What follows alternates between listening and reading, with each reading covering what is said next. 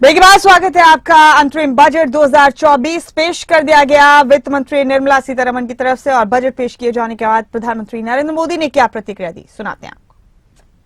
Budget में युवा भारत की युवा आकांक्षाओं का, भारत की यंग एस्पिरेशंस का प्रतिबिंब है। बजट में दो महत्वपूर्ण निर्णय लिए गए हैं। रिसर्च और इनोवेशन पर 1,00,000 करोड़ रुपए का फंड बनाने की घोषणा की गई है। बजट में स्टार्टअप्स को मिलने वाली टैक्स छूट के विस्तार का भी ऐलान किया गया है।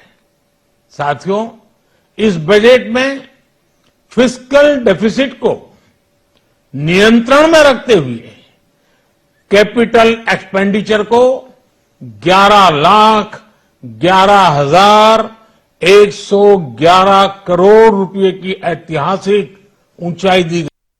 बजट इंक्लूसिव और इनोवेटिव बजट है। इस बजट में कंटिन्यूटी का कॉन्फिडेंस है। ये बजट विकसित भारत के 4 स्तंभ युवा, गरीब, महिला और किसान सभी को एम्पावर करेगा। निर्मला जी का ये बजट देश के भविष्य के निर्माण का बजट है। इस बजट में 2047 के विकसित भारत की नींव को मजबूत करने की गारंटी है। वहीं केंद्रीय अंतरिम बजट 2024-25 पर केंद्रीय मंत्री ज्योतिरादित्य सिंधिया ने कहा कि एक ऐतिहासिक बजट है। भारत अब आगे बढ़ चुका है, यही समय है, सही समय। एक ऐतिहासिक बजट है जो पूर्ण रूप से परिलक्षित करता है कि प्रधानमंत्री नरेंद्र मोदी जी के नेतृत्व में जो भारत में एक नई क्रांति और परिवर्तन पिछले एक दशक में आई है। एक विकसित भारत का लक्ष्य, एक आत्मनिर्भर भारत का लक्ष्य, एक विश्व गुरु बनने का लक्ष्य, उन तीनों लक्ष्यों के प्रति पूर्ण श्रद्धा के साथ और गति के साथ भारत बढ़ चुका है। हमारी 4 जो जात प्रधानमंत्री के मस्तिष्क में है, हमारी महिलाएं, हमारे नौजवान, हमारे गरीब, हमारे अन्नदाता, उनके पूर्ण रूप से ऊर्जावान होने के आधार पे ही भारत आगे बढ़ेगा। अंतरिम बजट 2024 पर नेशनल कॉन्फ्रेंस सांसद फारूक अब्दुल्ला ने कहा, वास्तविक बजट जुलाई में आएगा। हमें उम्मीद है कि लोगों को फायदा होगा, पर्यटन बढ़ेगा, उद्योग भी बढ़ेंगे और देश प्रगति करेगा। इसलिए बजट तो जुलाई में आएगा। इंटरिम बजट में कोई ऐसी बात नहीं। क्या बेनिफिशियल चीजें थी, अगर आपको लगा हो या जो बताना चाहिए? मुझे कुछ बताना नहीं है। ये तो वही पुराना बजट चल रहा है, जो काम में है वो करनी है। ठीक है, चल रहा है। रोजगार के अवसर बढ़ेंगे और बहुत सारे हम उम्मीद करते हैं कि लोगों को फायदा हो। हमारी तो यही है कि वतन आगे बढ़े, तरक्की करे, इन्फ्लेशन डाउन आए, एम्प्लॉयमेंट बढ़े, इंडस्ट्रीज बढ़े। हमारी यही तो ख्वाहिश है। टूरिज्म बढ़े। G20 में जो आए थे, टूरिज्म की मीटिंग हुई थी कश्मीर में। हम उम्मीद करते हैं कि बाहर से और लोग आएंगे टूरिज्म में।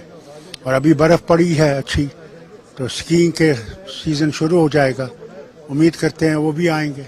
महिलाओं के लिए लखपति बनेगी, बहुत अच्छा है। वो लखपति बनेगी, इंडिपेंडेंट हो जाएंगी, उससे घर और भी आबाद। केंद्रीय मंत्री धर्मेंद्र प्रधान ने बजट को लेकर क्या कहा, ये आपको सुनवाते हैं। से भारत सरकार की प्रधानमंत्री नरेंद्र मोदी जी के नेतृत्व में चली है। सबका साथ, सबका विकास, सबका विश्वास और सबके लिए प्रयास। आने वाले दिनों में जब हम विकसित भारत की ओर बढ़ रहे हैं, ये बजट उसके लिए एक बहुत बड़ा स्टेपिंग स्टोन है। मेरे दृष्टि से उस बजट की अगर सबसे बड़ी अनाउंसमेंट अगर मैं मानूं, प्रधानमंत्री नरेंद्र मोदी जी ने जय अनुसंधान की बात कही थी। सिर्फ कहे नहीं, उसको क्रियान्वयन करने के लिए आज बजट में 1 लाख करोड़ रुपया की एक कॉर्पस फंड की अनाउंस किया गया।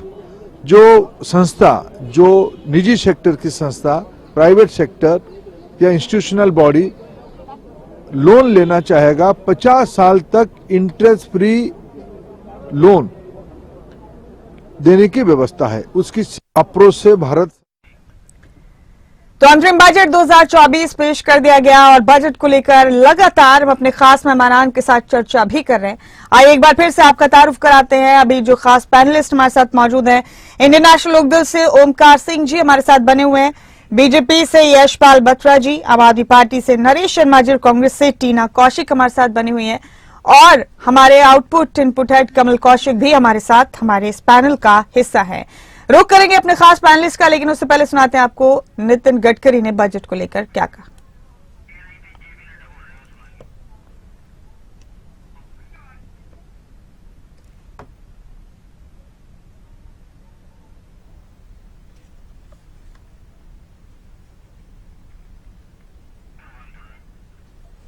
तो बजट को लेकर अब प्रतिक्रियाओं का दौर जारी है लगातार। सभी खास मेहमान भी हमारे साथ बने हुए हैं। इस बजट को बेहतरीन बताया जा रहा है सत्ता पक्ष की तरफ से। नितिन गडकरी ने क्या कहा, सुनते हैं जरा।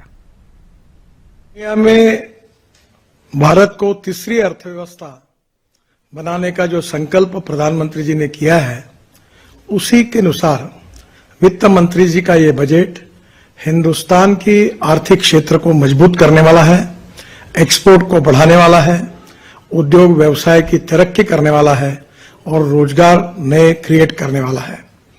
मुझे विश्वास है कि इंफ्रास्ट्रक्चर को अब सबसे ज्यादा प्रायोरिटी मिली है। हमारा भी बजट काफी बड़ा है और निश्चित रूप से आने वाले समय में हमारे देश का रेलवे का, हवाई जहाज, एयरपोर्ट्स, रोड और पावर, ये जो इंफ्रास्ट्रक्चर के चारों क्षेत्र हैं, हम वर्ल्ड स्टैंडर्ड के बनेंगे, ऐसा मुझे विश्वास है। देश के विकास को गति देने वाला, रोजगार को बढ़ाने वाला और गांव गरीब मजदूर किसान के कल्याण की सोच रखने वाला ये बजट आदरणीय प्रधानमंत्री नरेंद्र मोदी जी के नेतृत्व में वित्त। तो तमाम पैनलिस्ट हमारे साथ मौजूद हैं, हमने आपका तारुफ भी कराया। आइए रुक करते हैं सभी का एक एक करके। कमल, पहले आप ही के पास आती हूं मैं। बजट के हवाले से बहुत चर्चाएं हो गई हैं जब से वित्त मंत्री ने बजट पेश किया है।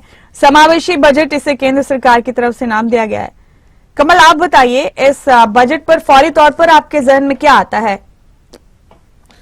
देखिए मुमताज, इससे पहले कि जो पार्टियों के प्रतिनिधि हैं वो अपनी बातों को रखें, मैं एक बात तो कहना चाहता हूं कि अंतरिम बजट से ज्यादा उम्मीद नहीं लगानी चाहिए, क्योंकि ये सभी को मालूम है। सुबह से ही खबरें अब तक पर हम यही बता रहे हैं कि ये पूर्ण बजट नहीं है।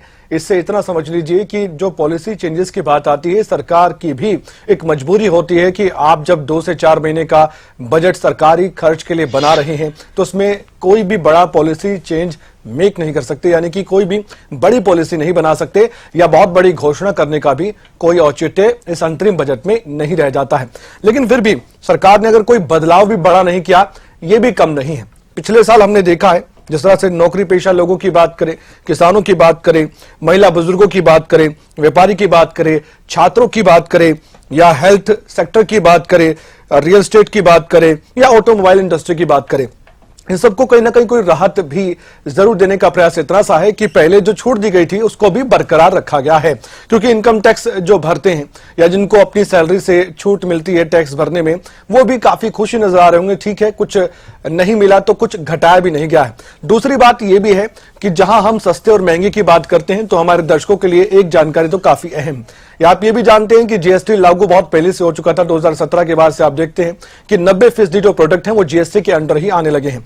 तो सस्ते और महंगे की इतनी सी बात जरूर है कि इससे आप ये समझिए कि एक्साइज ड्यूटी अगर बढ़ाते हैं तब सस्ते महंगे पर फर्क पड़ता है, कस्टम ड्यूटी अगर बढ़ाई जाती है तब भी सस्ता या महंगा हमें फर्क पड़ता है। इसलिए ये मत मानिए कि अब कुछ सस्ता हुआ है कुछ महंगा हुआ है, ऐसा कुछ भी नहीं हुआ है। ना तो एक्साइज ड्यूटी पर कुछ कम या ज्यादा किया गया है, ना ही यहां पर कस्टम ड्यूटी पर कुछ जानकारी दी गई है। तो यानी कि वो जो बरकरार पहले था वो अभी भी है। और सस्ते महंगे की इतनी सी बात कर दीजिए, एक तुलना जरूर मुमताज हम कर सकते हैं सस्ते और महंगे पर, वो ये है कि आप अंदाजा लगाइए, जो हमारे विपक्ष के जो प्रवक्ता है वो भी इसका अंदाजा लगा सकते हैं कि जो चीज 1 जनवरी 2023 को थी और जो 31 दिसंबर 2023 तक थी, उसमें कंपैरिजन करके तो हम देख सकते हैं कि क्या सस्ता हुआ है, क्या महंगा हुआ है। वरना हम इस अंतरिम बजट से यह अंदाजा नहीं लगा सकते कि पब्लिक के लिए क्या सस्ता होने वाला है, क्या महंगा होने वाला है। उदाहरण के तौर पर अगर मैं देखूं तो 1 जनवरी 2023 को जो सोना था वो बढ़कर चढ़कर 1 जनवरी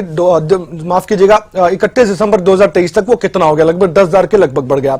अगर इसी तरह से हम देखें तो चावल के दाम भी बढ़े हैं। 1 जनवरी 2023 की बात करें तो उससे कंपैरिजन 31 दिसंबर 2023 तक करें, यानी कि 2024 के ठीक पहले दिसंबर महीने की मैं बात कर रहा हूं, तो चावल के रेट बढ़े हैं। तो ऐसे तो हम कंपैरिजन कर सकते हैं कि महंगाई कितनी बढ़ी है, लेकिन इन अंतरिम बजट से इसका अंदाजा नहीं लगाया जा सकता। हाँ, बड़ी बात यह है कि किसानों के लिए और महिला वर्ग के लिए कुछ बातें जरूर है।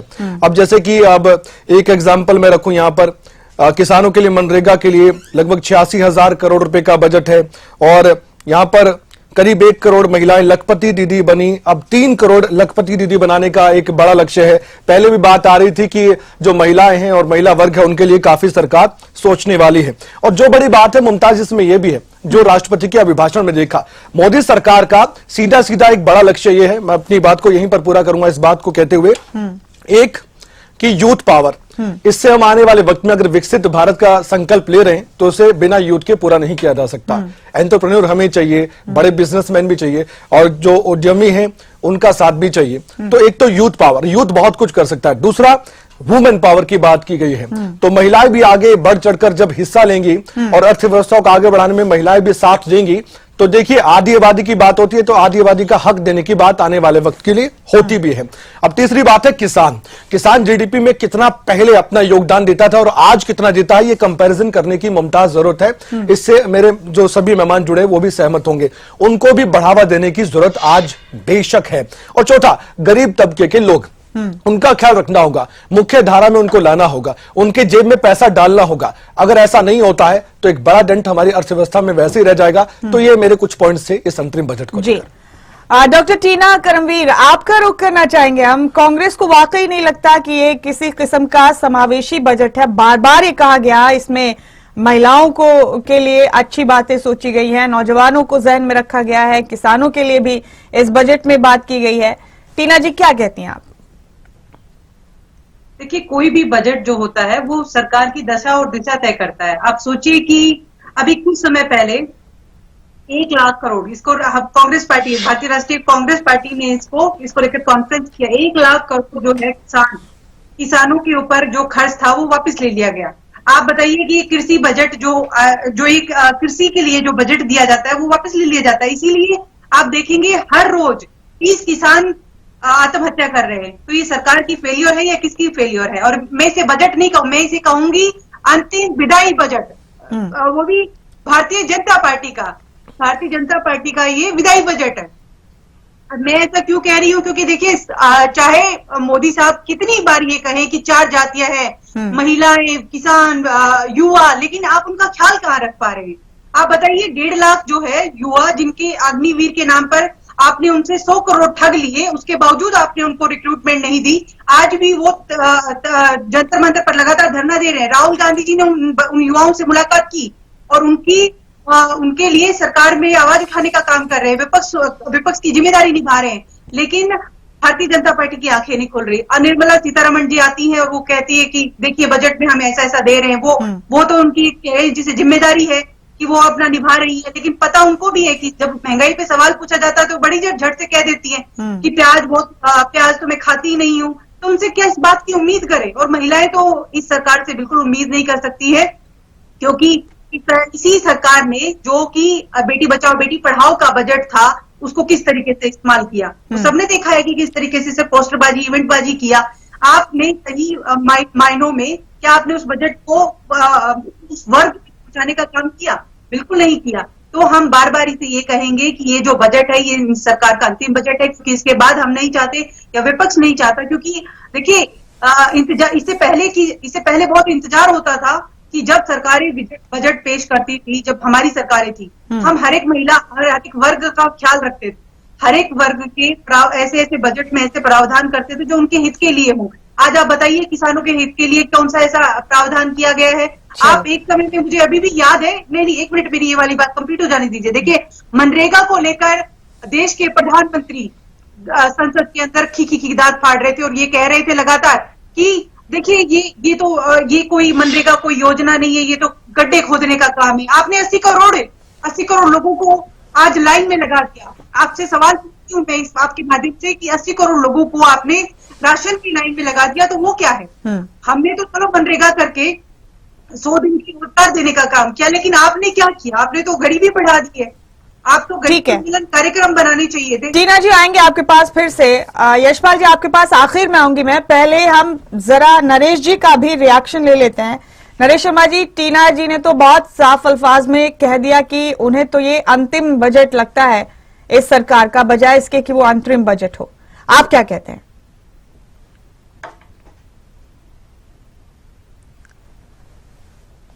मेरी आवाज मिल रही है नरेश जी आपको? सुन पा रहे हैं मेरे को? जी हेलो जी, मेरी आवाज मिल रही है आपको?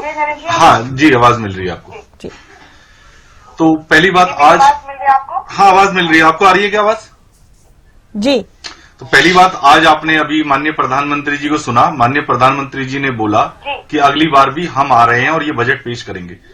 पहली बात, जब लोकतांत्रिक तरीका ही आपने खत्म कर दिया तो आपको पता है कि सारा कुछ आपके हाथ में है, तो इस देश में चुनाव की प्रक्रिया को भी आप ही खत्म करना स्टार्ट करे हैं।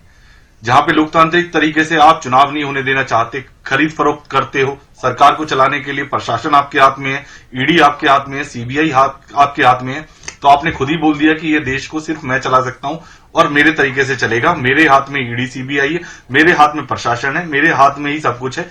तो इस देश के अंदर चुनाव की प्रक्रिया भी ये खत्म करने की शायद कोशिश में लग रहे हैं, और ये कोशिश क्या करने की पूरी कोशिश करते हैं। आज अभी बजट के लिए आपको बात बताई कि जैसे कि तो कहते हैं ना, कंपेयर कभी एप्पल टू एप्पल होता है। अब जैसा हमारे साथी ने बताया कि भाई ने बताया कि आपको आटे के, दाल के, चावल के, ये सब कुछ कंपेयर खुद करना है तो वो कंपेयर कर लीजिए, तो आपको पता चल जाएगा कि देश के अंदर महंगाई। टैक्स के लिए आपको पहले ही बता दिया कि टैक्स के अंदर कोई किसी को रिबेट नहीं है। ये 7 लाख का जो जुमला है कहते हैं, तो ये कभी बता नहीं पाते हैं बीजेपी वाले कि 7 लाख के पास जीरो है। मैं अभी भी सवाल पूछता हूं कि 7 लाख का जीरो कैलकुलेशन बता दे कि अगर 7 लाख रुपए वाला एक आदमी आपके पास टैक्स पेयर खड़ा कर दूं तो उसका जीरो होगा। अगर ये जीरो नहीं कर पाए तो राजनीति से त्याग पत्र दे देंगे। ठीक है, माननीय मोदी जी से भी पूछता हूं कि मैं 7 लाख पे जीरो है, तो वो जीरो को कभी बता नहीं पाएंगे 7 लाख पे जीरो, क्योंकि वो जीरो है ही नहीं। अब पहली बात, एक मोदी जी ने बहुत अच्छा जो अभी गरीबों के लिए कहते हैं कि हमने हर घर के अंदर सिलेंडर दे दिया। मोदी जी ने बोला था कि ये सिलेंडर की सब्सिडी इसलिए बंद कर रहे हैं, देश के अंदर घाटा है, ये सब्सिडी बंद करनी है। तो सब्सिडी के बाद में फिर ये सब्सिडी चालू क्यों की गई जब देश के अंदर घाटा था? तो उसी सब्सिडी को 1200 रुपए का सिलेंडर करके, पहले जो 450 रुपए का सिलेंडर होता था वो आपने 1200 कर दिया, 3 गुना कर दिया, और फिर बाद में आप कहते हो कि उसमें 200 रुपए का फिर से सब्सिडी क्यों की चालू आपने, ये बताइए। पहली बात तो आपको बंद करने की जरूरत क्या पड़ी और फिर चालू करने की क्या जरूरत पड़ी देश के अंदर? फिर आ जाइए आपके पास पेट्रोल के लिए, आपको पता है कि पर बैरल की कॉस्ट क्या थी पर बैरल के लिए। और अभी जब से चुनाव हुए हैं इसके बाद में 1 साल से कहते थे कि मार्केट वैल्यू के ऊपर फ्लक्चुएशन होगा। वो फ्लक्चुएशन तो जब से ये सरकार आई है वो फ्लक्चुएशन तो हुआ ही नहीं। कभी आपने देखा कि पेट्रोल के अंदर कैसे जो हमारे पास 60 या 70 पर बैरल जो है डॉलर वो था, उसके अंदर भी वो जब इन्होंने कमी नहीं किया, मतलब आपका पेट्रोल वहां से कम में खरीद रहे हैं और जनता को वो बेनिफिट नहीं दिया आज तक आपने। उसके लिए बोला कि हम घाटा को रिकवरी कर रहे हैं। रिकवरी करने के बाद भी जब आपका 100 रुपए भी आ गया तो भी रिकवरी नहीं हुई, 50 रुपए रहा तो भी नहीं रिकवरी हुई। पता नहीं ये रिकवरी का क्या रहा। जीएसटी के लिए खुद कहते हैं कि हमारे पास देश के अंदर जो है जीएसटी के अंदर बहुत सारा पैसा आया जीएसटी के अंदर। फिर आप कहते हैं कि 100,50,000 करोड़ हमारे पास कर्जा क्यों हो गया देश के ऊपर। ये किसके राज में हुआ? आपके राज में हुआ। जो 70 साल के अंदर सिर्फ 50 लाख करोड़ का कर्जा था, आपने 100 लाख करोड़ का कर्जा और देश के ऊपर डाल दिया। वो कहां? आपके राज में हो रहा है। फिर आपने बताया कि सोना जो महंगा हुआ, आपने बता दिया कि सोने की जो कॉस्टिंग है 10,000 पे बढ़ चुकी है, 1 साल के अंदर बढ़ चुकी है। फिर एक और सिक्योरिटी के मामले में बात करते हैं हम। सिक्योरिटी के मामले में कहते हैं कि ये देश के लिए, सेना के लिए काम कर रहा है। तो एक एग्जांपल आपको बताऊं, सबसे पहले जब सरकार आई थी बेंगलोर के अंदर ब्लास्ट हुआ था, मणिपुर में ब्लास्ट हुआ था, गुरदासपुर में हुआ था, पठानकोट हुआ था, कुकरझार में हुआ था, उड़ी में हुआ, बारामूला, दंतेवाड़ा, सुकमा, भोपाल के अंदर, उज्जैन, अमरनाथ, दंतेवाड़ा, गढ़चिरौली, 25 साल के अंदर ये बहुत, मतलब ये जो है जम्मू कश्मीर के अंदर श्रीनगर, बांदीपुरा, ये तो बहुत ही। और कभी एक आपने ये देखा कि कभी भी हम पहले न्यूज़पेपर पढ़ते थे, सबसे पहले न्यूज़पेपर के अंदर अगर हमारे देश का एक सैनिक भी शहीद होता था तो फ्रंट पेज के अंदर न्यूज आती थी। आज बेचारे उस शहीद को बताइए कहां पे ले गए हैं, 7वें 8वें पेज के अंदर ले गए हैं। ताकि जनता को ये पता ही ना चले कि हमारे देश के अंदर कुछ शहीद होता है।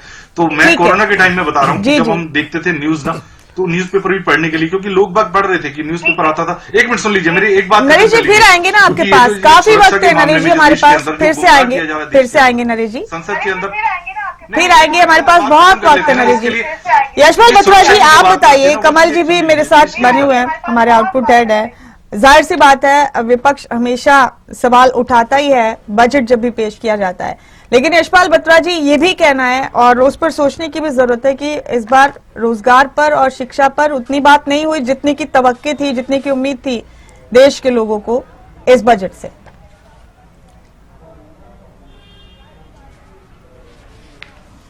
देखिए मुमताज जी, पहले तो आपके दर्शकों को और मेरे साथी प्रवक्ताओं को राम राम कि हम लोग आज इस बजट पे चर्चा कर रहे हैं, लेकिन हमारे साथियों की मैं सुन रहा था, कांग्रेस प्रवक्ता की भी मैंने सुनी कि अंतिम बजट है, हम चाहते हैं, हम लोग चाहते हैं, हमारे विपक्षी पार्टी चाहते हैं। पहले तो इनको ये समझ लेना चाहिए कि आपके चाहने या ना चाहने से या विपक्षी पार्टी को चाहने या ना चाहने से कुछ नहीं होगा। अगर देश की जनता चाहेगी तो ऐसा भी हो सकता है। अगर देश की जनता चाहेगी कि आने वाले 5 साल, उससे अगले 5 साल भी बीजेपी पार्टी माननीय मोदी जी की जो गारंटी या माननीय मोदी जी को देने हैं तो वो जरूर मिलेंगे। सबसे पहले ये इनको सोच लेना चाहिए। दूसरी, हमारे आप प्रवक्ता साथी बड़ी सारी बातें कर रहे थे कि जनधन आधार योजना के बारे में भी। देखिए, जनधन आधार योजना के माध्यम से जो भ्रष्टाचार का खेल चला करता था, हम लोगों ने उस पर लगाम लगाया। लगभग 10 करोड़ फर्जी लाभार्थियों को सिस्टम से बाहर कर दिया।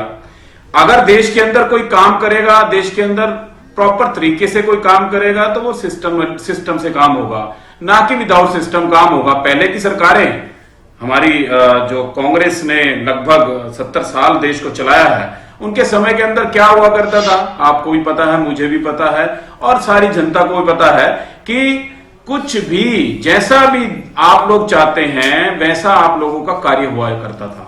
आप लोगों के पर कोई चेकआउट नहीं था। आज माननीय मोदी जी ने हर माध्यम से, हर तरीके से एक चेकआउट रख लिया। पूरा देश एक सिस्टम के अंदर आ गया। जो फाउंडेशन पिछले 10 साल के अंदर रखी गई है, धीरे धीरे निरंतर उस पर स्पीड पे काम हो रहा है। आप देखिए, एक छोटा सा एग्जांपल मैं आपको देता हूं कि डिजिटल इंडिया की बात करते हैं हम, क्या ये लोग नहीं सोच सकते थे उस विषय के अंदर? 14,000 करोड़ ट्रांजैक्शन यूपीआई के माध्यम से पिछले 3 महीने के अंदर हुई है। क्या पहले हम लोग कैश कैरी किया करते थे? कैश लेके ना अकाउंट होता था, ना अकाउंट का पता हुआ करता था। आज सब कुछ एक सिस्टमेटिकली हो रहा है। सिस्टम के अंदर हम लोग आ रहे हैं, सिस्टम के अंदर हम देख रहे हैं सारी चीजें। देखिए, माननीय मोदी जी की सोच को देखिए। 2002 के अंदर जब गुजरात के अंदर इलेक्शन हुआ करते थे, तब एक कनेक्टिविटी के माध्यम से, जैसे अभी हम लोगों ने देखा कि हरियाणा के अंदर 10 लोकसभा कार्यालय के उद्घाटन हुए और एक कनेक्टिविटी से हुए। माननीय मुख्यमंत्री जी एक जगह बैठे थे, सारे पूरी स्टेट के अंदर रहे थे लोग। और ये सोच 2002 के अंदर माननीय मोदी जी ने अपनी स्टेट में किया था। सोच देखिए माननीय मोदी जी की। माननीय मोदी जी की सोच के अकॉर्डिंगली देश जिस स्पीड पे आगे बढ़ रहा है, आप देखिए हमारे देश के अंदर 3.7 ट्रिलियन डॉलर की हमारी इकोनॉमी हो गई है और पूरे वर्ल्ड के अंदर 5वें नंबर पे हम लोग आ गए हैं। और जल्दी हम, मुझे लगता है, अगर हम सब सहयोग करें, मैं तो विपक्षी पार्टियों से भी चाहता हूं देश को बढ़ाने की सोचे, पार्टियों को बढ़ाने की ना सोचे, देश को आगे लाने की सोचे, अपने आप को आगे लाने की ना सोचे, ना अपनी पार्टी को सोचे, तो हो सकता है हम 4थे नंबर पे भी आ जाए। धीरे धीरे निरंतर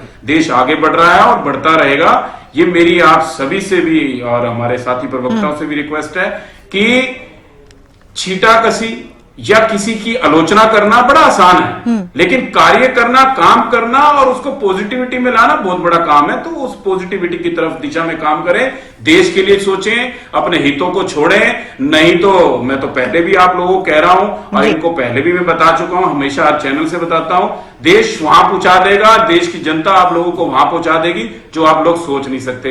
अगर कहीं पे इलेक्शन ये लोग जीत जाते हैं तो ईवीएम ठीक है, कहीं हार जाते हैं तो ईवीएम खराब हो जाती है। यशपाल बत्रा जी, किसी चीज से असहमत होना भी उनका हक है, लेकिन कोई अच्छी चीज हो तो तारीफ भी की जानी चाहिए। कमल, आपके पास आती हूँ मैं अब इस चर्चा के बाद। जितनी बातें, जितनी चर्चाएं अब तक हो चुकी हैं कमल, क्योंकि रोजगार पर और शिक्षा पर ज्यादा बात नहीं हुई, सिवाय इसके कि अस्पतालों को मेडिकल कॉलेजेस से जोड़ा जाएगा। एक कोष बनाने की भी बात की गई है जो अगले 50 साल तक फ्री में लोन देगा स्टूडेंट्स को। ये हमने मेडिकल के हवाले से बात की है। इसके अलावा महिलाओं पर तो बात की गई है कमल, जैसे 9 से 14 साल की बच्चियों को एंटी सर्वाइकल कैंसर वैक्सीनेशन की बात की गई है। लेकिन क्या इस हिस्से को वीमेन एम्पावरमेंट के लिए एक बड़ा आधार मानकर हम चर्चा कर सकते हैं कमल? देखिए, हर तरह से चर्चा क्यों ना करें, और जब पॉजिटिविटी देखी जाती है तो उसमें बहुत सी बातें आती हैं, जब नेगेटिविटी देखी जाती है उसमें भी बहुत सी बातें आती हैं। लेकिन यहाँ ना तो सकारात्मकता की बात होती है ना नकारात्मकता की। विपक्ष की बातों को सुना जाए तो सब कुछ नकारात्मक है, और जहां सत्ता पक्ष की बात की जाए तो ऐसा लगता है कि देश का भला बस इन्हीं 2014 के बाद और 2024 तक हुआ और आगे भी होता रहेगा। खैर, ये राजनीतिक बातें हैं, लेकिन यहाँ कुछ अच्छी बातें भी हैं और कुछ ऐसी बातें हैं जिन पर गौर सरकार को करना भी चाहिए। मुमताज, इसमें कोई दो राय नहीं है कि सरकार ने बहुत प्रयास किए हैं, ट्रांसपेरेंसी के लिए बहुत ज्यादा कोशिशें की हैं और उनके रिजल्ट सामने आ भी रहे हैं। यूपीआई की, जैसे कि बीजेपी प्रवक्ता बात कर रहे थे, इसमें भी कोई शक की बात नहीं है कि लोगों ने यूपीआई कैसे करना ये सीखा है। छोटे छोटे दुकानदार आज यूपीआई के कारण ही अपना काम धंधा चलाए हुए हैं। उसमें कोई दिक्कत परेशानी है तो व्यक्तिगत हो सकती है, लेकिन इसके बाद ये तो जरूर है कि कैश कैरी नहीं करना पड़ता। लेकिन समय के साथ टेक्नोलॉजी बदलती है। अब कांग्रेस पार्टी कहेगी कि हमारे समय में फोन आया, फोन लाइन बिछी और फिर टीवी भी आए, तो ये कोई बड़ी उपलब्धि नहीं मानी जा सकती है। हाँ, समय के साथ लोगों को आगे बढ़ना होगा और सरकार इसमें बड़ा रोल निभाती है। दूसरी बात, आयुष्मान भारत योजना जो यही सरकार लाई, इसमें भी कोई शक की बात नहीं कि इससे लोगों को फायदा पहुंचा है। तो कुछ पॉजिटिविटी है। महिला वर्ग के लिए काम किया गया, पिछले कुछ सालों में मोदी सरकार ने किया है, ये भी देखा गया है। मैं फिर कहूंगा कि इस अंतरिम बजट पर चर्चा ना करके हमें सरकार के उन कामों को देखना होगा जो कुछ सालों में हुए, क्योंकि अंतरिम बजट में तो लगभग जो चीजें थी वही हैं और जो पुरानी चीजें थी पिछले बजट में थी उनको विस्तार देने की कोशिश की गई है या फिर उनको आगे बढ़ाने का प्रयास किया गया है, या कुछ चीजें थी उनको ज्यों का त्यों भी इस बजट में रखा गया है। लेकिन बात वहां पर आनी चाहिए कि जो कच्चे तेल की कीमत कभी हुआ करती थी और आपने पेट्रोल डीजल के दाम कितने बढ़ाए कितने नहीं बढ़ाए, ये एक बड़ा सवाल है। जब अगर बात करते हैं आप रुपए की, तो डॉलर के मुकाबले पहले क्या था आज क्या, ये बड़ी बात है। ये भी सच बात है कि अगर महंगाई बढ़ी है तो लोगों की आमदनी भी बढ़ी है। आज पैसे की वैल्यू क्या है और पहले क्या थी, ये भी वैल्यू है। तो इसलिए मेरा कहना सीधा सीधा यही है, जैसे आपने महिला वर्ग की बात की है, तो आने वाले वक्त में जब मुझे तो गर्व होता है कि हमारे देश की महिलाएं आगे बढ़ेंगी और 50% उनकी भागीदारी पार्लियामेंट में होगी, तो उससे अच्छे दिन किसी के भी नहीं हो सकते हैं। जब कंधे से कंधा मिलाकर असल में महिलाएं तब चल पाएंगी। ये कोई भी सरकार करे, या इसमें कांग्रेस पार्टी भागीदारी दे या उनका सहयोग रहा, या यूपीए के समय में जो भी हुआ उनके साथ जो भी उनकी गठबंधन की मजबूरी रही, वो अलग विषय हो सकता है। लेकिन इस मुद्दे पर जो काम किया मोदी सरकार ने और विपक्ष ने जो साथ दिया, वो भी काबिले तारीफ है। तो मैं तो यही कहूंगा कि राजनीति तो होती रहती है, लेकिन हाँ, आलोचना सरकार की जाए तो वो भी सरकार को बखूबी सुनकर उसमें सुधार लाना चाहिए, और अगर कुछ सकारात्मक चीजें हैं तो विपक्ष को उसकी तारीफ करनी चाहिए। आज की राजनीति ऐसी होती है, तो जो राम राज्य की बात होती है उसमें एक छोटा सा कदम तो आगे बढ़ सकता है, क्योंकि राम मंदिर का मुद्दा भी खूब राजनीति में छाया रहता है और ये छाया रहा भी है। राष्ट्रपति के अभिभाषण में भी हमने ये सब कुछ देखा भी है, अयोध्या का जिक्र भी हुआ था। तो ये राजनीतिक विषय है, लेकिन आज ये भी शख्स पूछता है देश का हर कि आने वाले वक्त में उसे क्या मिलेगा, सरकार उसे क्या देने वाली है। तो इसमें सीधी सीधी बात यह है कि किसानों के बारे में सरकार ने सोचा है पहले भी, लेकिन जो टारगेट्स थे वो पूरे हुए कि नहीं हुए, सरकार को आत्ममंथन करना चाहिए। साल 2022 का ढिंडोरा बहुत पीटा गया था, कितने टारगेट आपने अचीव किए, ये अपने आप से आपको सवाल करना चाहिए। आपने आमदनी दोगुनी करने की बात की थी किसान की, वो हुई है कि नहीं हुई है, एक आप श्वेत पत्र लाए या विपक्ष जैसे कहता है या जनता के सामने बताए, वो आप कह सकते हैं। आपने कहा था बुलेट ट्रेन आई कि नहीं आई, उस पर आप बता सकते हैं कहां तक काम चला है। आप ये भी बता सकते हैं कि आने वाले वक्त में जो उद्यमी हैं, जो छोटे उद्यमी हैं खासकर, वो कैसे खुशहाल होंगे। उनके लिए भी सरकार ने प्रावधान किया है कि जो ब्याज है वो मिनिमम है या फिर लोन की व्यवस्था उनके लिए की है। तो सोचा तो अच्छे तरीके से, अगर ये चीजें इंप्लीमेंट हो जाती हैं तो जाहिर तौर पर आने वाले वक्त में विकसित भारत का जो एक नारा दिया है मोदी सरकार ने, और गारंटी मोदी की है, तो ये सहयोग सभी को करना होगा, तभी ये सब कुछ हो सकता है। जी, देखते हैं गारंटी कितनी पुख्ता होती है, ये तो वक्त बताएगा। टीना जी कुछ कहना चाहती हैं? आना भी मुझे कमल जी के बाद आप ही के पास था। टीना जी, किसी बात से ना इत्तेफाकी है आपको शायद? बिल्कुल, ये पोस्टर बॉय हैं देश के प्रधानमंत्री। पेटीएम का इन्होंने लॉकडाउन के समय बहुत एडवर्टाइजमेंट किया था। अब आरबीआई ने क्या किया, पाबंदी लगा दी। आप सोचिए कि देश के प्रधानमंत्री, हम क्रेडिबिलिटी घट गई है उनकी। हालांकि उनकी क्रेडिबिलिटी तो उसी समय घट गई थी। वो अजित पवार पर 70,000 करोड़ के घोटाले का इल्जाम लगाते हैं और 3-4 दिन के अंदर अंदर उनको अपनी पार्टी में ले लेते हैं। ईडी सीबीआई उनके यहाँ जाना बंद कर देती है। लेकिन मैं आज ये सवाल इसलिए भी रख रही हूँ कि क्या अब प्रधानमंत्री जी से सवाल पूछा जाएगा कि चीन से उन्होंने ऐसी क्या डील करी थी? और प्रधानमंत्री जी आते हैं और अपना बोलकर चले जाते हैं। आप क्यों नहीं करते प्रेस कॉन्फ्रेंस? विपक्ष पूछेगा और मीडिया भी हूं, क्योंकि आपने तो सवाल मुक्त मीडिया कर दिया है। आपसे मीडिया सवाल पूछता है। उस समय देखिए, जब मनमोहन सिंह की सरकार थी, आपके पास कुछ ऑडियो वीडियोस भी आई होंगी किस तरीके से सारे जर्नलिस्ट सवाल पूछ रहे हैं और सारे सवालों के जवाब देकर वो उठते हैं। लेकिन आज देश के प्रधानमंत्री का अहंकार कहिए या तानाशाही रवैया कहिए कि एक भी सवाल के जवाब नहीं देते। जो उनके मन में आता है वो मन का बोलकर चले जाते हैं। उनको एक पैसे का फर्क नहीं पड़ता कि जनता क्या सोच रही है, युवा क्या सोच रहा है, महिला क्या सोच रही है। और आप बजट भी बना करके देते हैं, लेकिन उस बजट में हासिल क्या है, क्या हासिल हुआ है जनता को? और लगातार हम इस बात को उठाएंगे क्योंकि इस समय जनता के साथ लगातार विश्वासघात धोखा किया जा रहा है। जहां बड़ी बड़ी बातें करते हैं, लेकिन वो बजट, चाहे वो स्कॉलरशिप को लेकर हो, क्या युवाओं को तो स्कॉलरशिप मिल पा रही है? नहीं मिल पा रही है। आप चुपचाप राम राज्य के नाम पर आप 22 तारीख को एक यूजीसी ड्राफ्ट ले आती है कि जो भी SC/ST के प्रोफेसर हैं उनको डी रिजर्वेशन कर दिया जाता है। ये किसकी सरकार के तहत हो रहा है? भारतीय जनता पार्टी लगातार इस तरीके का लोकतंत्र का गला घोटने का काम कर रही है।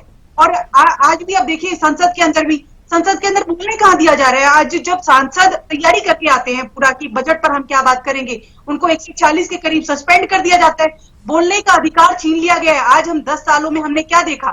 10 सालों में सिर्फ और सिर्फ इस लोकतंत्र का गला दबते हुए, घुटते हुए हमने देखा है। कोई ऐसी आवाज नहीं है। विपक्ष लगातार आवाज उठाता है तो सस्पेंड करते हैं। अगर कोई नेता, अगर उनसे कोई सवाल भी पूछता है, अभी दीपेंद्र हुड्डा साहब ने एक सवाल पूछा कि कितने IIM और IITs बने। सरकार ने कहा कि कोई नहीं बना, एक भी नहीं बना इन 5 सालों में। लेकिन देश के प्रधानमंत्री क्या कह रहे? कौन सी जगह थी? बिहार के अंदर, कि देखिए यहाँ पे एम्स बना है। वहां पे जाके मीडिया के साथ ही कहे कि यहाँ पर तो एम्स ही नहीं बना, वहां तो ईंट भी नहीं रखी गई। तो ये जो झूठे दावे जो करती है ये सरकार, भारतीय जनता पार्टी, हमारी सरकारों का जिसे हमें उपलब्धि कहूं कि जो कहा वो किया, झूठ नहीं बोला। ये सरकार तो सिर्फ जुमलेबाज है और झूठ परोस देती है और जनता की आंखों को जिसे कहें कि पट्टी बांधने की कोशिश कर रही है। लेकिन आज 140 करोड़ की जनता भारतीय जनता पार्टी से सवाल पूछेगी, क्योंकि वो चाहे कितने भी सवालों से भागते रहिए, अपने आप को कहिए कि हम 56 इंची सीना है और हम सारे सवालों के जवाब देते हैं, लेकिन उनके मंत्रियों से जब सवाल पूछा, चुप हो जाइए, ईडी आ जाएगी। ये मीनाक्षी लेखी बोलती है संसद के अंदर। आज संसद की गरिमा गिर गई है। एक समय था जब लगातार पार्लियामेंट की तरफ जनता देख रही है, आज उसी पार्लियामेंट पर सुरक्षा ब्रीच होती है और उन जो ठीक है टीना जी, उनको जी देके ये कहा जा रहा है। नरेश जी, आपके पास आती हूँ मैं। टीना जी की बातों से जाहिर सी बात है आप सहमत हो रहे होंगे, आपको बड़ी इत्तेफाकी होगी उनकी बातों से।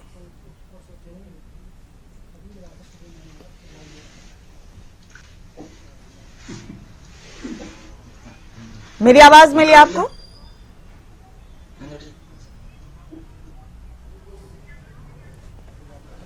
कोशिश कर रहे हैं कि आवाज का मामला फिक्स हो सके। अभी नरेश जी तक शायद मेरी आवाज नहीं जा रही। यशपाल बत्रा जी, आप बताइए कि बोलने का अधिकार नहीं है विपक्ष के सांसदों को, जैसे कि उनकी शिकायत है, या विपक्ष के नेताओं को जहां बोलने की कोशिश की जाती है वहां पर कुछ न कुछ ऐसा कर दिया जाता है कि आवाज ही ना उठा पाए। ये तमाम चीजें अभी आपके सामने कही हैं टीना जी ने। तो क्यों आपको फिर भी ऐसा लगता है कि मुकम्मल तरीके से, एक भरपूर अंदाज में सरकार चलाई है आप लोगों ने डेमोक्रेटिक तरीके से?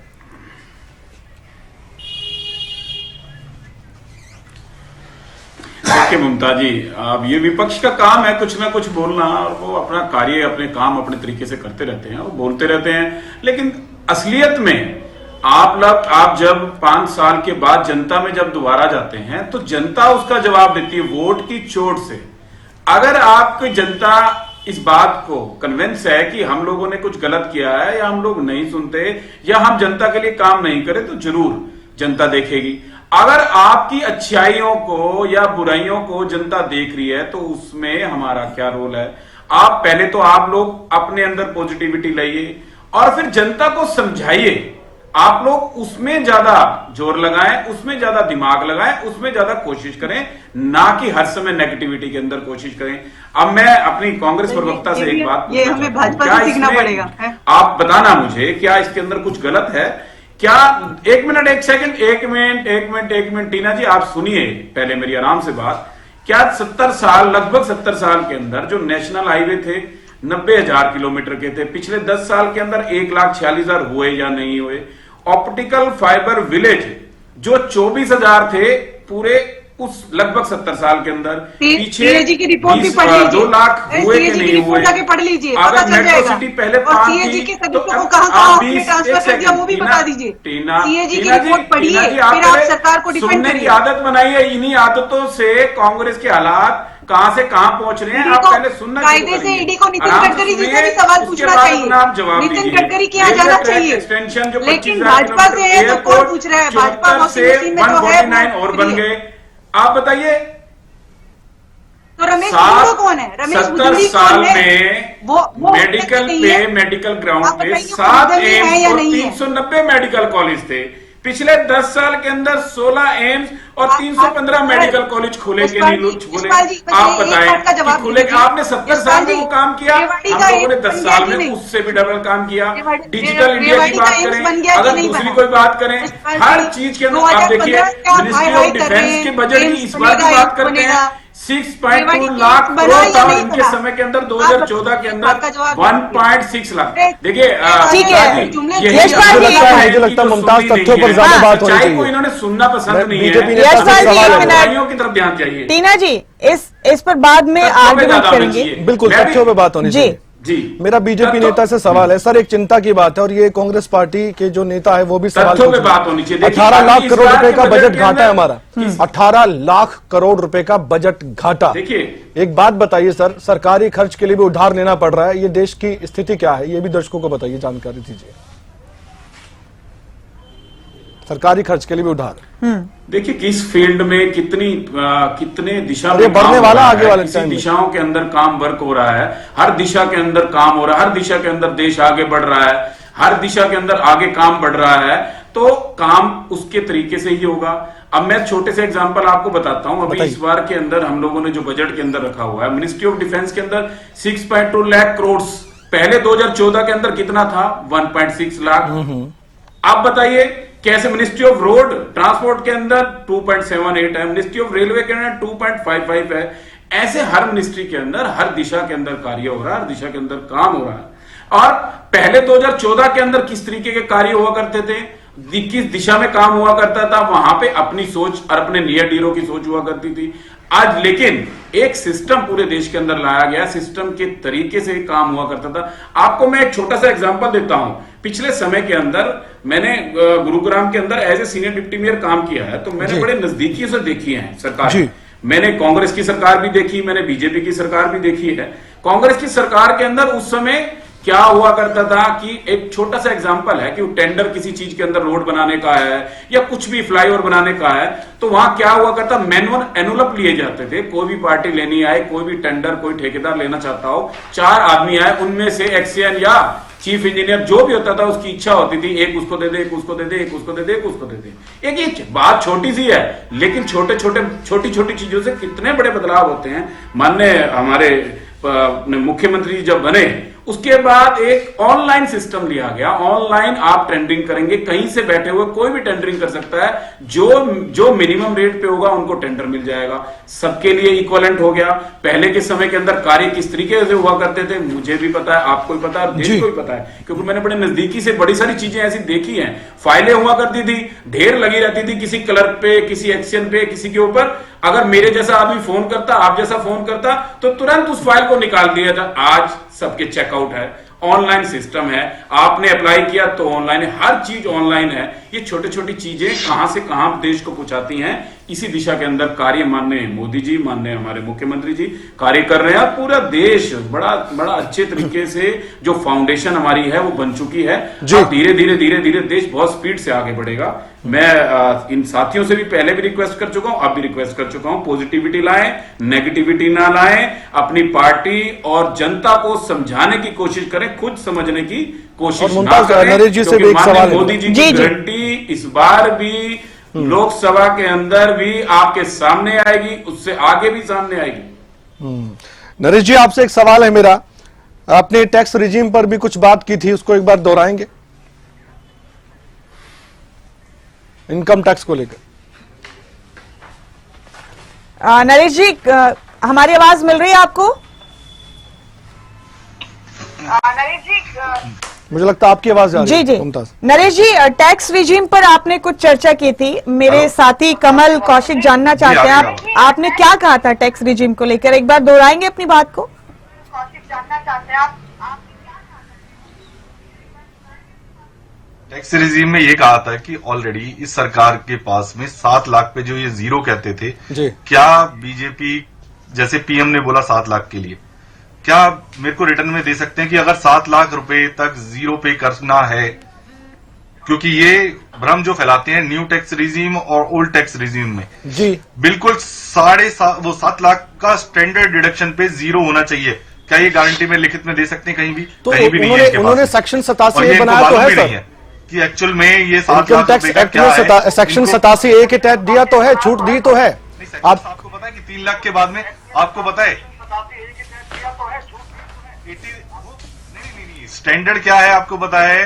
पहले आपको पता है क्या होता था? जी। 3 लाख रुपए पे जीरो होता था, जीरो अभी भी 1.5 है, लाख रुपए पे आप 2.5 लाख पे पॉलिसी जीरो वगैरह है। आप मेडिक्लेम करवा के आप 2.5 लाख उसके पे अंदर, जीरो है, उसके बाद डिडक्शन ले सकते थे। सेक्शन आपके पास 87 में- ए के तहत छूट मिलती है। आप क्या कहना चाहते हैं कि डायरेक्ट ही छूट देनी चाहिए 7 लाख रुपए? आप ये कहना चाहते हैं? वो जो डिडक्शन होता था, आप क्या कहना चाहते हैं कि डायरेक्ट ही छूट देनी चाहिए 7 लाख रुपए? आप ये कहना ये तो ये खुद बोल रहे हैं, हम थोड़ी बोल रहे हैं, ये खुद बोल रहे हैं 7 लाख पे डायरेक्ट पे जीरो देना पड़ेगा। हमने कहीं नहीं बोला। आपको पता है 2014 से पहले इनकम है वो टैक्स तो नहीं दे रहा है, रिबेट मिल रहा है जो है आपका पास इंक्रीज उसको हो जीरो जाता तो था मिल रहा है ना, वो कि टैक्स 2 तो नहीं लाख दे रहा रुपए। ना, ये तो बात साफ है ना। तो नहीं दे रहा है, रिबेट मिल रहा है आपको। किसने कह दिया आपने 5 लाख पे? मैं कह रहा हूं सर, आप मैं दावे के साथ कह रहा हूं वो इनकम टैक्स नहीं दे रहा है। अगर वो दूसरे रिजीम में आ रहा है सेक्शन 87 ए का, अगर वो फायदा उठा रहा है तो नहीं दे रहा टैक्स। अगर दूसरे रिजीम में आ रहा है सेक्शन 87 ए का, अगर वो फायदा उठा रहा है तो नहीं दे रहा टैक्स। नहीं, एक चीज बताइए, इस सरकार ने क्या पहले जो अपने पॉलिसी करवाते थे अपने परिवार के लिए, वो सब के लिए, वो ओल्ड रिजीम में के अंदर है या वो न्यू रिजीम के अंदर है, वो बताएंगे आप? नहीं, आप ये नहीं, बताइए, आपने कहा कि आपके पास इनकम में टैक्स दे रहा कंपेयर है, करने जीरो के है, लिए आपने चैलेंज भी आप दिया। मेरे को ये सवाल दे दीजिए कि जीरो है 7 लाख के ऊपर, क्योंकि 5 लाख रुपए अगर किसी की इनकम है, वो सेक्शन 87 ए के तहत छूट प्राप्त कर रहा है तो जीरो दे रहा मेरे को है, आप- वो कौन इनकम टैक्स नहीं दे रहा? इनकम है वो सेक्शन 87 ए के तहत कई एग्जांपल्स दिखा दूंगा मैं आपको। सुन लीजिए आप, उसके अंदर क्या है कि हाउसिंग लोन, अगर आपके पास हाउसिंग लोन इंटरेस्ट रेट है, सुन जी। लीजिए आप, मैं बता देता हूं कि 2.5 लाख रुपए है, 2.5 लाख पे जीरो, फिर उसके बाद में 80 डी के तहत जो है आपका 1.5 लाख, जिसके अंदर के आपके स्कूल की एजुकेशन बच्चों की, उसके लिए आपका पीएफ जो भी है ये सारा कुछ आ जाता है।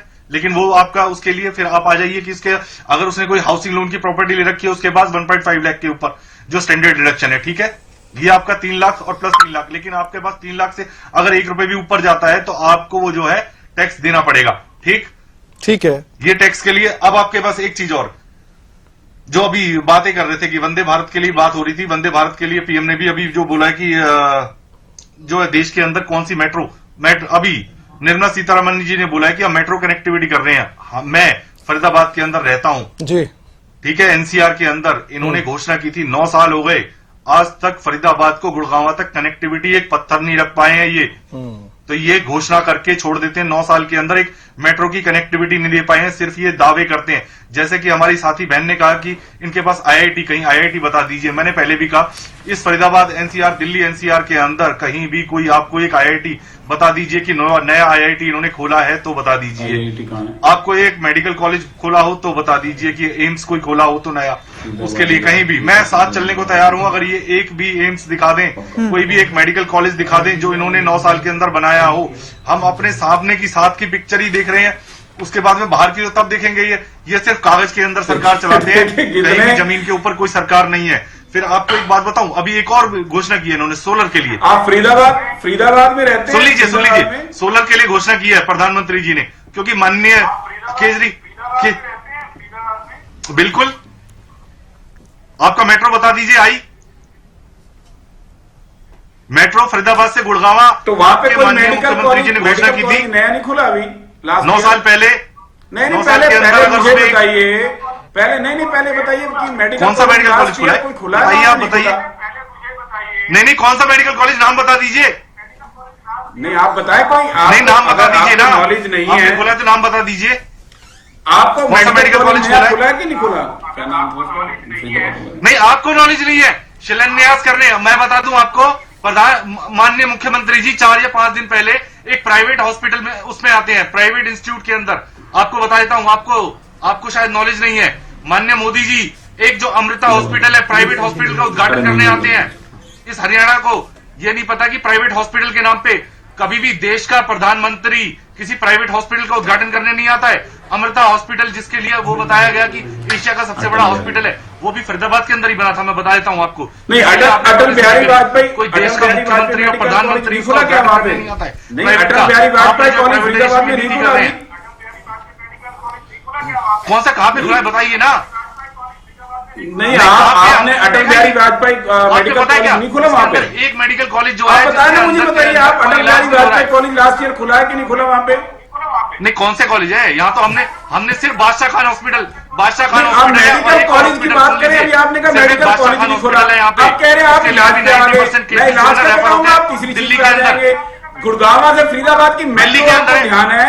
आप समझिए, देखिए 2014 तक 70 साल के अंदर 248 किलोमीटर मेट्रो का विस्तार हुआ। 10 साल के अंदर 777 किलोमीटर का विस्तार हुआ। लेकिन कांग्रेस, ये तो चलो आम आदमी पार्टी वाले हैं सर। सर ये तो आम आदमी पार्टी वाले हैं। मैं तो ये कह रहा हूँ कि टिल्ला जी और भूपेंद्र हुड्डा, दीपेंद्र हुड्डा और कांग्रेस के प्रदेश अध्यक्ष ये सभी कहते हैं कि 1 इंच मेट्रो आपने आगे नहीं बढ़ाई। वो तो ये कहते हैं कि कितने आपने कॉरिडोर, अभी ऐलान तो कर दिया है, लेकिन वो तो आप पर आरोप लगाते हैं कि 1 इंच मेट्रो की लाइन आपने आगे नहीं बढ़ाई। ये तो आंकड़े हैं कमल जी। देखिए, ये आरोप तो इनका काम है, आरोप लगा आंकड़े दिखा रहे हो आप? आंकड़े के लिए मेट्रो है नहीं है। लगा तक तो इनकी पार्टी यहाँ तक पहुंचे हैं। सच्चाई जनता के सामने लाते हैं, इसलिए नरेश जी बेशक बोले ना बोले, लेकिन अभी फरीदाबाद घूम के आया था मैं सर। कभी बजट में स्मार्ट सिटी की भी बात होती थी, स्मार्ट सिटी की बहुत बात हुई। फरीदाबाद पूरी तरह से स्मार्ट बन गया, ये भी बता दीजिए। नरेश जी पूछे ना पूछे, मैं ही पूछ लेता हूं उनकी तरफ से। मैं घूम के आया हूं सर वहां पे, अभी तक स्मार्ट सिटी का पूछ लेता हूं ना। ये बातों को बगलाते रहते हैं। आपको पता है, आपको सुनिए देखिए मेरी बात सुनिए। विरासत में मंत्री कहते हैं जिसको ये हमारा जो है 100 मीटर के अंदर का एरिया, विरासत को संभालने में भी समय लग रहा है, उस विरासत उसको चलाने में भी टाइम लग रहा है, और उसको ट्रैक पे लाने में भी समय लग रहा है। ऐसा नहीं कि कार्य नहीं हो रहा, कार्य सारे हो रहे हैं।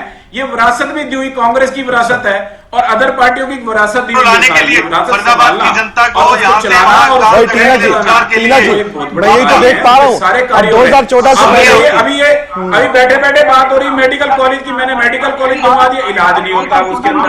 अब बताएंगे इलाज नहीं होता, मैं बता दूंगा उससे हॉस्पिटल कौन सी कनेक्टिविटी है, फिर कहेंगे उसमें डॉक्टर नहीं है, फिर मैं डॉक्टर की कमल जी INLD से ओमकार सिंह जी भी हमारे साथ जुड़ चुके हैं। कमल जी, और टीना जी से एक सवाल है। टीना जी एक बात बताइए मैम, 2014 से पहले कितने बड़े बड़े गड्ढे और गहरे गड्ढे खोद के गए कि अभी तक भरे नहीं जा पा रहे। और देखिए भ्रष्टाचार, आपकी सरकार पर आरोप लगता था कि भ्रष्टाचार की जननी यूपीए थी कभी सरकार, और इतना करप्शन होता था। आज इतनी पारदर्शिता है, रोजगार मिल पा रहे, गरीब तबके के जो परिवार हैं उनके घर में खुशियां आ रही हैं। वो ये मान सकते हैं कि अब बिना पर्ची खर्ची के नौकरियां मिल रही हैं। मैं यूथ की बात कर रहा हूं, रोजगार की बात कर रहा हूं और करप्शन की बात कर रहा हूं। इन तीनों पर जवाब दीजिए। बीजेपी के नेता ये कह रहे हैं कि जो इन्होंने काम किए थे वो सारे बेकार किए, आज हम उनको अच्छा करने की कोशिश कर रहे हैं। इसमें समय लगेगा। के बारे में पूछा तो मैं आपको पहले कर्ज बता देती हूँ कि हमारे समय में 54 लाख करोड़ कर्ज था, और आज कितना कर्ज है? 2023-24 की बात करें तो 205 लाख करोड़ कर्ज। जो बच्चा न्यू बोर्न बेबी होता है उसके ऊपर भी कर्ज चढ़ रहा है, जो बच्चा अभी जन्मा है। तो ये कहाँ से आंकड़ा है? सोर्स क्या आपका है मैडम आंकड़े? ये RBI का आंकड़ा है। ये मैंने कोई घर बैठ के थोड़ी बनाया है, ये बीजेपी कार्यालय ने बना के दिया हो, नहीं, ये सोर्सेज से बात कर रही हूँ मैं। ये और IMF ने, दैनिक भास्कर ने, सब जगह ने डाल दिया है, सब जगह जाकर उनकी सवाल भी पूछ लिया निर्मला जी, लेकिन वो सवालों के जवाबों से बचते हैं कि IMF जब ये कहता है कि इतना कर्ज चढ़ रहा है तो साहब आपके पास ऐसा क्या प्रावधान है कि इस कर्ज को खत्म कर दे, लेकिन इनके पास कोई प्रावधान नहीं है। लेकिन अदम चौधरी साहब कह के गए थे तुम्हारी फाइलों में गांव का मौसम गुलाबी है, मगर ये आंकड़े झूठे हैं क्योंकि ये दावा किताबी, तो इनके पास सिर्फ और सिर्फ जो है झूठे जुमले हैं, झूठे दावे हैं। ये तुलना करते हैं हमसे, तो जनता ने इनको क्यों बैठाया? अगर हमने कुछ ऐसा किया होता तो आज हम सत्ता में होते। आपको सत्ता में बैठाया, लेकिन आपने विकास के नाम पर क्या दिया जनता को?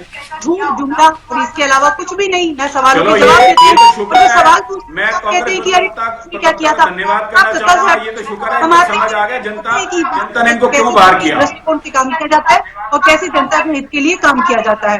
विकास को जो सही मायना है वो हमारी सरकारों ने दिया है। इसीलिए युवा जो है लगातार कांग्रेस पार्टी की तरफ देख रहा है। आपने एम्स का नारा दे दिया कि हम 2015 में रेवाड़ी को एम्स दे देंगे, लेकिन ईंट भी नहीं रखी गई। अच्छा, और हरियाणा की हालत भी वही है कर्जे में। आपने इस हरियाणा को भी डुबा दिया। पर्ची पर पूछा था, सरकारी दावे हैं उन पर थोड़ी सी बात करें, उस पर मैं जवाब देना चाहूंगा। आपकी सरकार ने क्या किया, तुलना आज करना जरूरी है। आपने भी कभी बजट पेश किए थे तरीके से, जहाँ जहाँ यूनिवर्सिटी में बजट तो आपने भी पेश किए थे, तो तुलना आप करके बता सकते हैं हमारे दर्शकों को। उसके बाद ओंकार सिंह जी के पास भी मैं जाऊंगा, इनेलो के प्रवक्ता भी हमारे से जुड़े हैं। इनका दावा है टीना जी की सरकार ने 25 करोड़ लोगों को गरीबी से बाहर निकाल दिया। गरीब कल्याण योजना में 34 लाख करोड़ रुपए खातों में भेजे। महिलाओं के लिए करीब 1 करोड़ महिलाएं लखपति दीदी बनी है। 3 करोड़ लखपति दीदी बनाने का लक्ष्य है। युवाओं के लिए स्किल इंडिया मिशन के तहत लगभग 1 करोड़ 40 लाख युवाओं को ट्रेंड किया गया। 54 लाख लोगों को दोबारा से सिखाया गया। 3000 नई ITI बनाई गई, ये इनका दावा है। और किसानों के लिए PM किसान योजना से 11.8 करोड़ लोगों को आर्थिक मदद दी गई। सम्मान निधि योजना के तहत, किसान सम्मान निधि योजना के तहत। ये आपको धरातल पर लगता है या आपको लगता है कि ये भी खोखले दावे हैं? और आपने क्या किया इनके लिए, ये भी बता दीजिए। मैंने 30 किसान रोज प्रतिदिन क्यों आत्महत्या कर रही है, NCRB का डाटा है। ये डाटा हमने नहीं बनाया। आप जब जनता के बीच जाएंगे, आप पूछिए किस तरीके से आत्महत्या कर रहे हैं। आपने तो कहा था किसानों की आय 2022 में दुगनी कर देंगे, आज तो 24 चल रहा है। और जो ये बजट भी है, ये भी कहेंगे 2047 तक। अब देखिए युवाओं को किस तरीके से जिसे कहीं मूर्ख बना रहे हैं। आपको बनाना चाहिए, कोई भी काम करना चाहिए 2024 का। यही इन्होंने नारी बंधन बिल में किया था। आपको देना चाहिए था 2024 में। आप कह रहे हैं कि कास्ट सेंसस होगा, उसके बाद डिलिमिटेशन होगा, उसके बाद हम आपको जो है कि महिलाओं को रिजर्वेशन देंगे।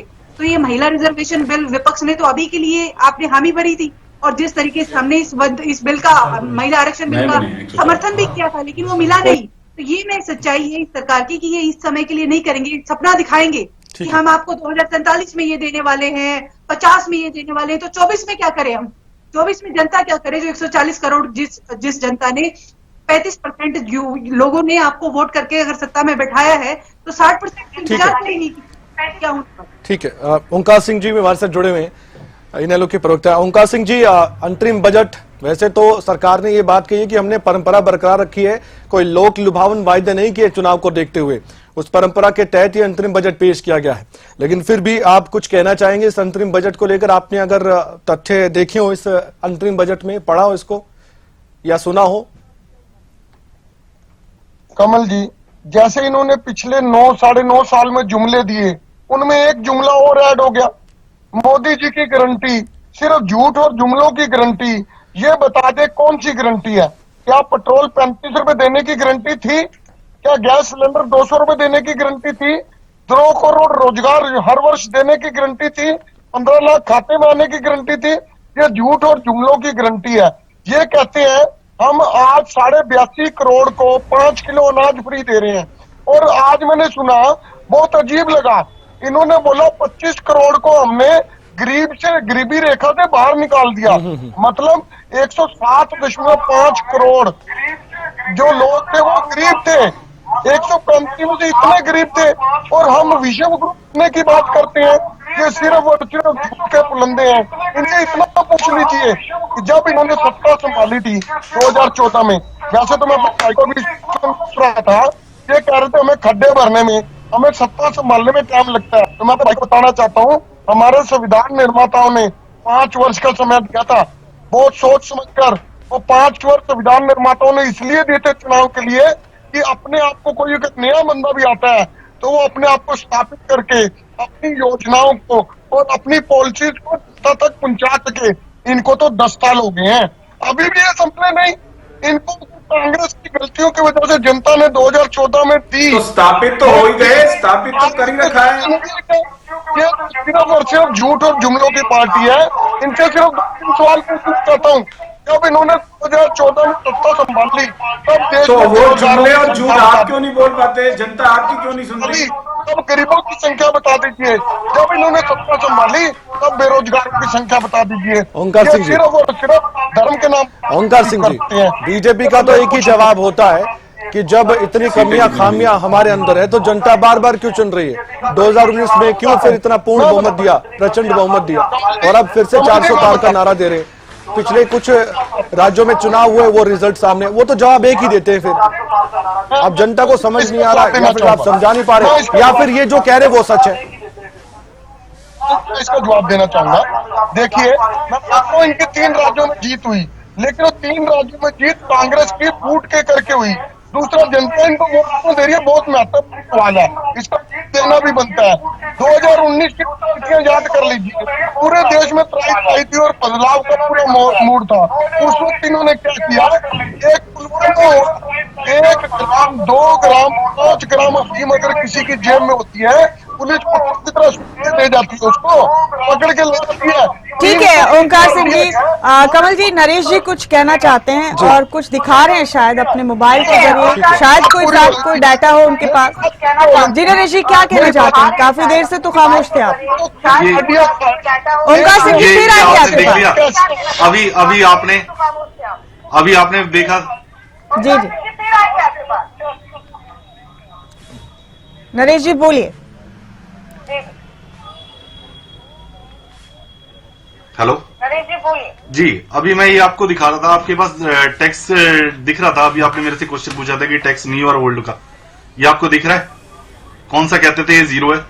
न्यू टैक्स रिजीम और ओल्ड टैक्स रिजीम दोनों खोला हुआ है मैंने, आपको पूरा कैलकुलेशन दिख जाएगा।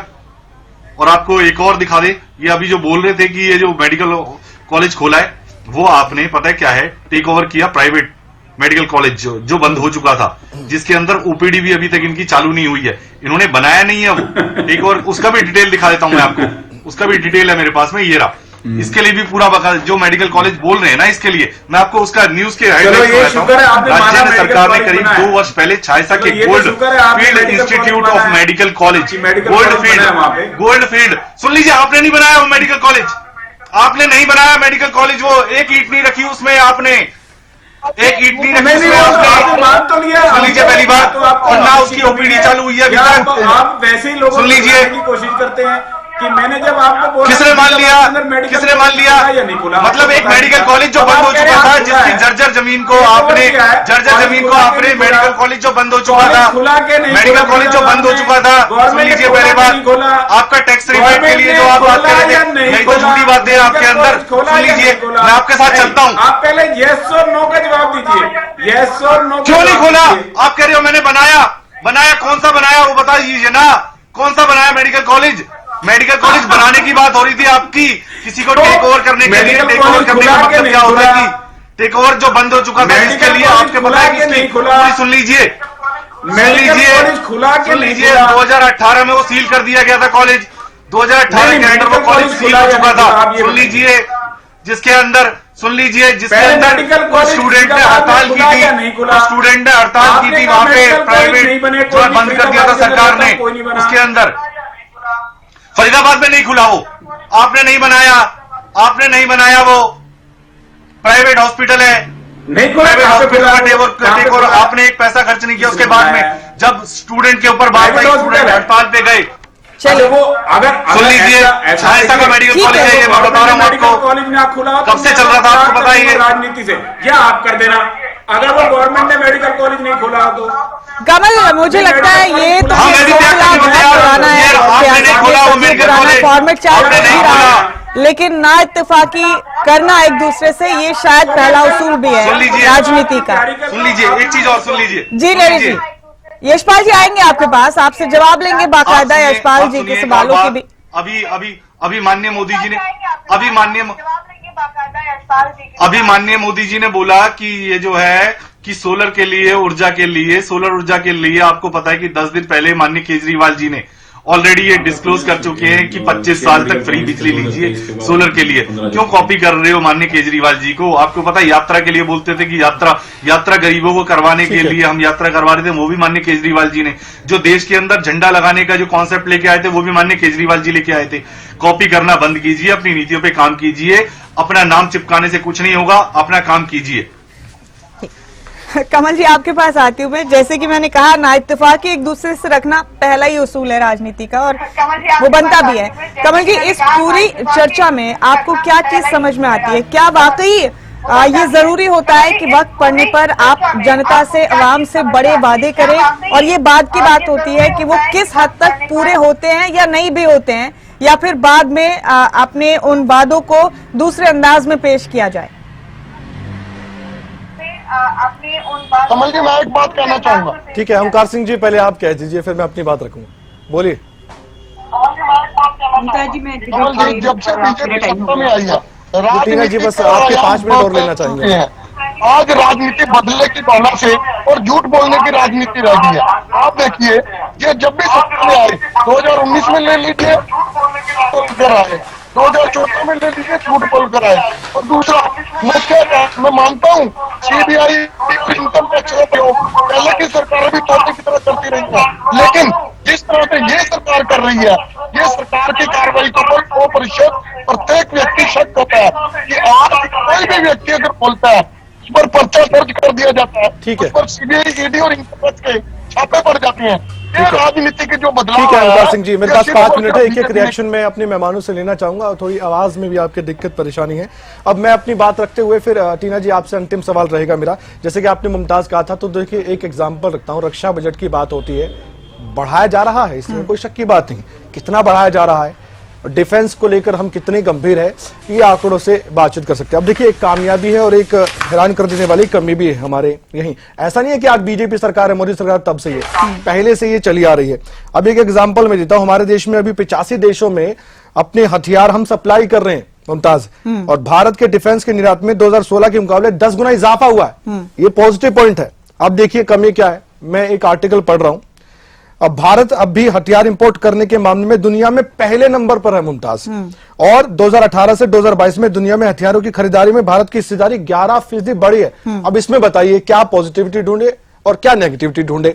ये कमी और खामी और ये सब कुछ खूबियां चलती रहती हैं। बस हमें अब ये देखना होगा कि आने वाले वक्त में विकसित भारत, ये बेशक बीजेपी ने नारा दिया हो, लेकिन ये सबकी भागीदारी होनी चाहिए। कांग्रेस पार्टी सत्ता में आए या ना आए, बीजेपी आए या ना आए, या दूसरी पार्टी आ जाए या गठबंधन की सरकार आ जाए, इन सबको एक लक्ष्य तो लेकर चलना ही पड़ेगा। जब तक हम विकसित भारत के बारे में सोचेंगे नहीं या ये नहीं सोचेंगे, और जब एक यहाँ पर विपक्ष के नेता कह रहे थे, एक सांसद कह रहे थे कि जब आप एक तरफ कहते हैं कि 80 करोड़ परिवारों का आपने पेट भरा, तो एक तरफ कहते हैं कि गरीबी खत्म होने जा रही है, तो ये समझ में नहीं आता है। फिर किसका पेट भरा आपने? इतने 80 करोड़ क्या गरीब हैं फिर, या फिर 80 करोड़ गरीब हैं? तो दोनों तरफ की बातें हैं। टीना जी लास्ट रिएक्शन। हाँ, अंतिम रिएक्शन आपका टीना जी।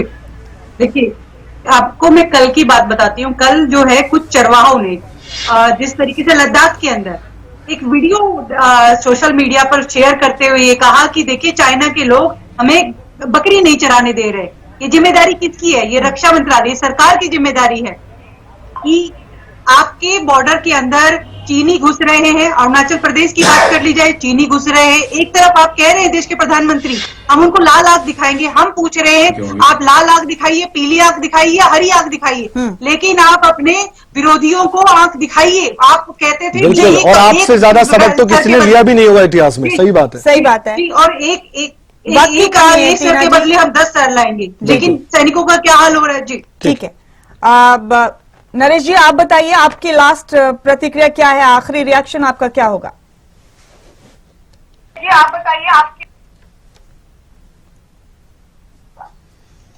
आखिरी प्रतिक्रिया ये है कि देश का बजट देश के युवाओं के लिए होना चाहिए। देश के युवाओं को, एंटरप्रेन्योर को कैसे आगे लेके आना है। एंटरप्रेन्योर के अंदर जो दो नेताओं को, जो दो उद्योगपति है, उनकी इन्वॉल्वमेंट छोड़ के आपको एंटरप्रेन्योर को आगे लेके आना है। अपने जो टेंडर्स हैं आपको नए युवाओं को देने हैं, वो जो बंद कर दिया सिस्टम जो है, आपको युवाओं को सबसे पहले आगे लेके आना है। उनके लिए जो मतलब एक स्किल के नाम पे उनको डेवलप करना है। आप ये कहना बहुत सारी चीजें हैं युवाओं के। जब तक आप युवाओं को जाते जाते आप क्या कहेंगे?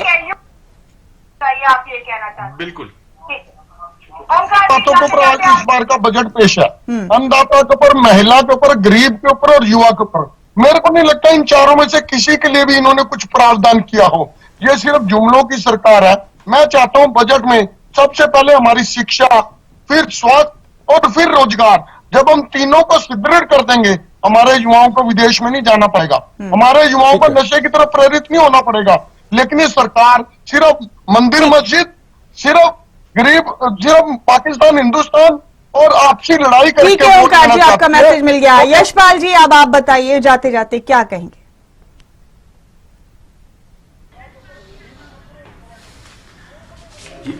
बजट के अंदर सभी वर्गों का ध्यान रखा गया है और भारत 2047 विकसित भारत की दिशा में कार्य हो रहा है। और मैं तो एक ही भगवान से प्रार्थना करूंगा कि विपक्ष को भी सद्बुद्धि दे, इस 2047 विकसित भारत के अंदर अपना योगदान दें और नेगेटिविटी छोड़ के पॉजिटिविटी के अंदर आए और जनता के अंदर ज्यादा जाके जनता को ज्यादा समझाएं, ना कि चैनलों में बैठ के नेगेटिविटी क्रिएट करें। यही मेरी यहाँ भी जनता देख रही है सर, यहाँ भी जनता देख रही है। कमल जी, मैं चाहती हूँ कि आप वाइंड अप करें इस चर्चा। जी जी बिल्कुल। सबसे पहले तो आप सभी मेहमानों का बहुत बहुत धन्यवाद। लेकिन एक बात सही है कि हमें सकारात्मक तरीके से आगे बढ़ना होगा, लेकिन विपक्ष की बातों को भी सत्ता पक्ष को मुमताज बखूबी देखना होगा, समझना होगा। हर बात जो आलोचना की होती है वो नकारात्मक भी नहीं होती है। कुछ बातें ऐसी होती हैं जिसमें कुछ तो सकारात्मकता देखी जा सकती है। तो सत्ता पक्ष और विपक्ष दोनों को ये देखना होगा कि अपनी भूमिका को वो देश के सामने कैसे निभा रहे हैं। आप यानी कि देश की जनता अपने आप में समझदार है, आपकी समझदारी पर कोई सवाल नहीं उठा सकता। इसलिए जनता को कहते हैं कि जनता जनार्दन है। ऐसे में आपके हाथ में सब कुछ है, आने वाला वक्त भी आपका है। इसलिए नेता भी आपके इर्द गिर्द ही बातें करेंगे, आपकी भलाई के लिए करेंगे। अंतरिम बजट में क्या है क्या नहीं है, तकनीकी पॉइंट्स अगर आपको समझ आते हैं तो आप पढ़िए, कॉपियां भी इंटरनेट पर अवेलेबल है। अगर नहीं समझ आता है, इतना समझ लीजिए कि नेताओं की जुबान से जो शब्द निकल रहे हैं उसको सच माने या न माने, उस तथ्यों को तो कम से कम देख लीजिए, क्योंकि ये ऑनलाइन जमाना है और एक मिनट में भी आप किसी भी तथ्य को जांच सकते हैं, परख सकते हैं। इसलिए आने वाले वक्त के लिए जो वोट की ताकत है वो आपके हाथ में है। बजट आपके लिए अच्छा लगे, धरातल पर सच्चाई है तो आप देखिए, नहीं अच्छा लगे तब भी आप देखिए, वरना सत्ता और विपक्ष ये सब कुछ चलता रहता है और देश की राजनीति भी यूं ही चलती रहेगी। बस हमें आने वाले वक्त में हमारा और देश का ख्याल रखना ही होगा। इन दोनों बातों का ध्यान आप रखिए, यही हमारे आपसे गुजारिश है। इस खास पेशकश में आज के लिए इतना ही। मुमताज, आपका बहुत बहुत धन्यवाद। खबरों का सिलसिला लगातार जारी है, खबरें अभी तक पर। नमस्कार।